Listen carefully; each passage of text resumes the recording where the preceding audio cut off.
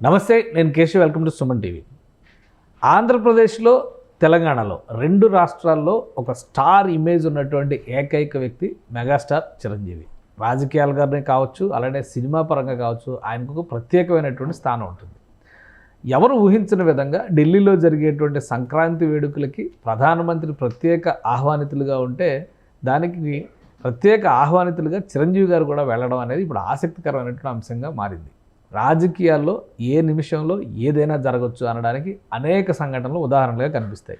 ఢిల్లీలో చిరంజీవి చేసిన సెలబ్రేషన్స్ ఎటువంటి వైబ్రేషన్స్ ఇవ్వబోతున్నాయి, ఒకసారి విశ్లేషించేటువంటి ప్రయత్నం చేద్దాం. మనతో పాటు చందు శ్రీనివాస్ గారు, అనలిస్ట్ చందు శ్రీనివాస్ గారు. నమస్కారం. నమస్కారం అండి. చిరంజీవి గారి గురించి అందరికీ తెలుసు. సినిమా ఇండస్ట్రీలో ప్రత్యేకంగా ఆయన గురించి మనం మాట్లాడాల్సిన అవసరం లేదు.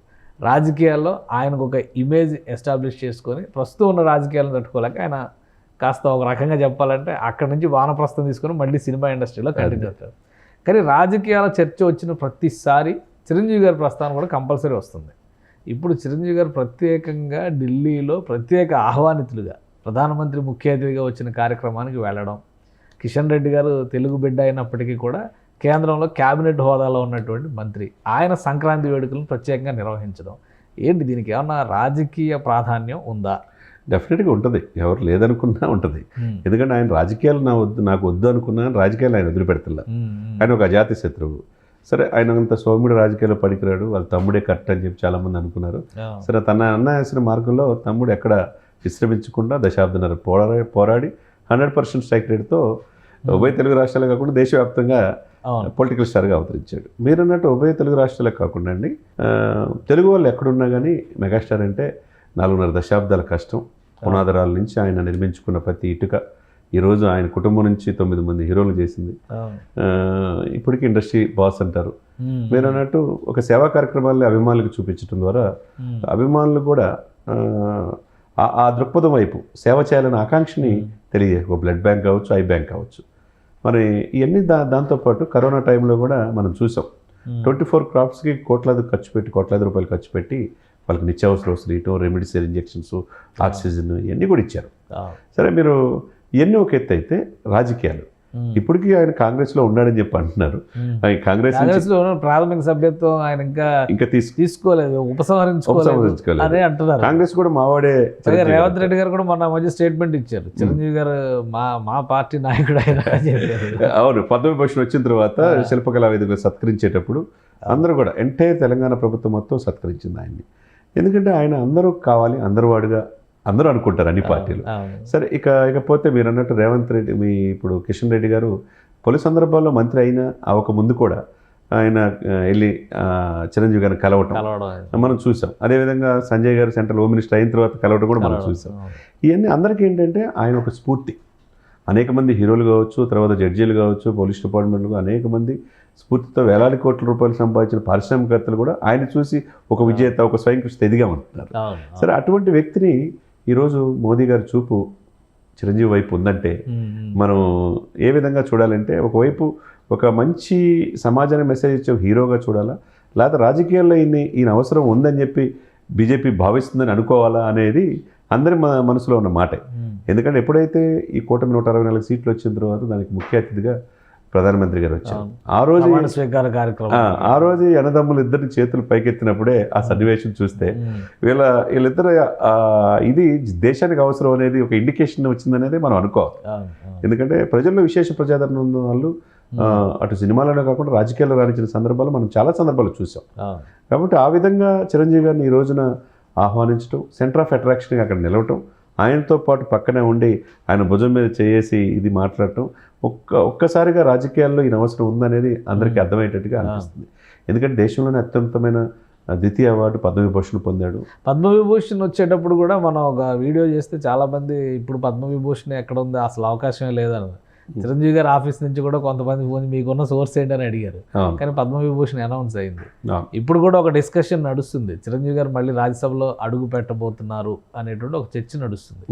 సో ఈ సంకేతాలన్నీ చూస్తే ఏమనిపిస్తుంది మీకు? డెఫినెట్గా దానికి దారి పడుతుంది అనుకోవచ్చు. ఎందుకంటే రాజకీయాలు, ఆయన సినిమాలో డైలాగ్ కూడా పెట్టారు, రాజకీయాలు నేను వద్దనుకున్నా నన్ను వదిలిపెట్టట్లేవు అని. ఇప్పుడు దేశం మొత్తం అతని వైపు చూస్తుంది. ప్రజాదరణ ఉన్నప్పుడు, నాన్ కాంట్రవర్షియల్ వ్యక్తి అయినప్పుడు ఒక అజాత శత్రువుగా మనం భావించినప్పుడు ఆ వ్యక్తికి ఎన్నంటి ఉన్న తమ్ముడు ఉన్నాడు. తమ్ముడు ఆల్రెడీ బీజేపీకి కూటమికి అనుసంధానంగా పనిచేస్తున్నాడు. మరి పనిచేసేటప్పుడు అన్న ఒకవైపు తమ్ముడు వైపు ఉండాల్సిన అవసరం ఏం లేదు. అంటే బీజేపీ ఇప్పుడు 3వసారి ప్రధానమంత్రి అయ్యాడు.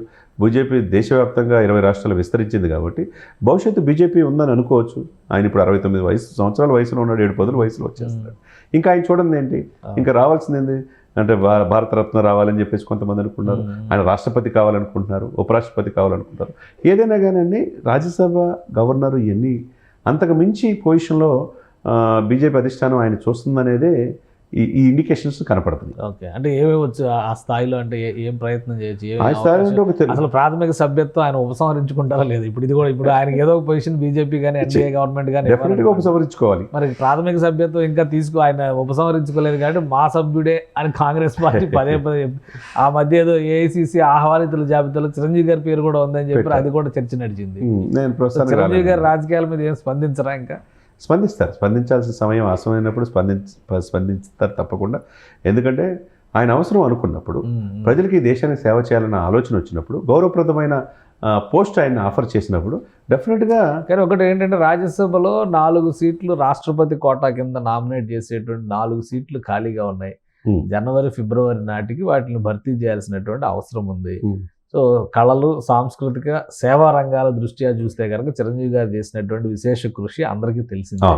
ఆ కోటాలో ఆయనకు పార్టీలకి అతీతంగా బీజేపీ దగ్గర చేర్చుకునేటువంటి అవకాశాలు ఉన్నాయనేది ఢిల్లీ వర్గాల్లో ఉన్నటువంటి చర్చ.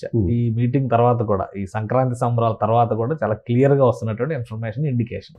ఏమంటారు మీరు? తప్పకుండా. ఇప్పుడు మనం సచిన్ టెండూల్కర్ చూసాం, క్రికెట్ నుంచి మనం తీసుకున్నారు. అప్పుడు గౌతమ్ గంభీర్ చూసాం. ఇట్లాంటి కొంతమంది చాలామందిని ఎవరైతే ప్రజల విశేషత ఉందో బీజేపీ వాళ్ళని ఆహ్వానం పలుకుతుంది. అక్కడ దాకా ఎందుకు మాజీ చీఫ్ జస్టిస్నే తీసుకొని రాజ్యసభ పంపించారు. ఇవన్నీ పరిణామాల నుంచే చిరంజీవి గారికి దక్షిణ భారతదేశం నుంచి అంత ప్రజాదరణ ఉన్న నేత. మీరన్నట్టు ఇప్పుడున్న సిచ్యువేషన్స్లో రాజ్యసభ పంపించడమా, సెంట్రల్ మినిస్టర్ చేయటం అనేది కంటే ఇక్కడే ఇప్పుడు అబ్దుల్ కలాం గారు ఉన్నారు. కళలు, ఆయన సైన్స్ అండ్ టెక్నాలజీలో ఈ దేశానికి అణుపరీక్షల రూపశిల్పి, గొప్ప వ్యక్తి, స్వార్థం లేని వ్యక్తి, అతి పేదరికం నుంచి మిస్సైల్ మ్యాన్గా అవతరించిన వ్యక్తి, 40 యూనివర్సిటీ నుంచి డాక్టరేట్ పొందాడు. మరి ఆ వ్యక్తిని ఆయన ఎక్స్పెక్ట్ చేయలే. ఆ రోజున నేషనల్ పార్టీలో ఉన్నప్పుడు చంద్రబాబు నాయుడు గారు గవర్నమెంట్ అప్పుడు కూడా ఈ రిఫర్ చేయటం, ఆయన వెనువెంటనే ఆ పదవికి వాడిని తీసుకొచ్చాడు. మరి అటువంటి పదవి వచ్చినా ఆశ్చర్యపడాల్సిన అవసరం లేదు. ఎందుకంటే ఈజ్ క్యాపబుల్, ఎందుకంటే ఈజ్ డిజర్వ్డ్.